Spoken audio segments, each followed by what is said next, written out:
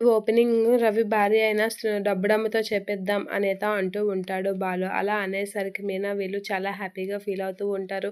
రా డబ్బుడమ్మ నువ్వే ribbon cut చేయి అని అనేసరికి శృతిని అయితే మీనా దగ్గరుండి తీసుకొచ్చి రిబ్బన్ కటింగ్ చేపిస్తూ ఉంటుంది. ఏంటండి అది అని మీనా బాలుని అడిగేసరికి డబ్బుడమ్మ దగ్గరే నేర్చుకున్నాను ఏ దేనికైనా విలువ కట్టడం. అందుకే ఇదంతా డబ్బుడమ్మ పుణ్యమా అని డబ్బుడమ్మ గిఫ్ట్ అనేత అంటూ ఉంటాడు. ఓపెనింగ్ చేసింది కదా! తనకి ఏదో ఒకటి గిఫ్ట్ ఇవ్వాలి కదా!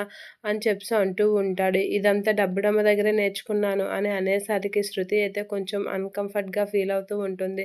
ఇక మీనా అయితే షాక్ అవుతూ ఉంటుంది. ఏంటి అనేది అనుకుంటూ ఉంటుంది. అయినా ఏం చేయలేక అలా చూస్తూ ఉంటుంది. ఇక బాలు అయితే ఇమ్మని చెప్తూ ఉంటాడు మీనాకి. మీనా అయితే శృతికి ఇస్తూ ఉంటుంది. శృతి అయితే తీసుకొని చాలా చిరాకుగా ఫీల్ అవుతూ ఉంటుంది. ఇక రవితో అయితే ఇలా అంటూ ఉంటుంది. బాలు చూసావా ఎంత ఘోరంగా అవమానించాడో! నేను మీనాకి 2000 ఇస్తే నాకు తిరిగి అందరి ముందు పరువు తీసి నాకు తిరిగి డబ్బులు ఇచ్చాడు. బాలు ఎలా అయినా బాలుని నేను వదిలిపెట్టను.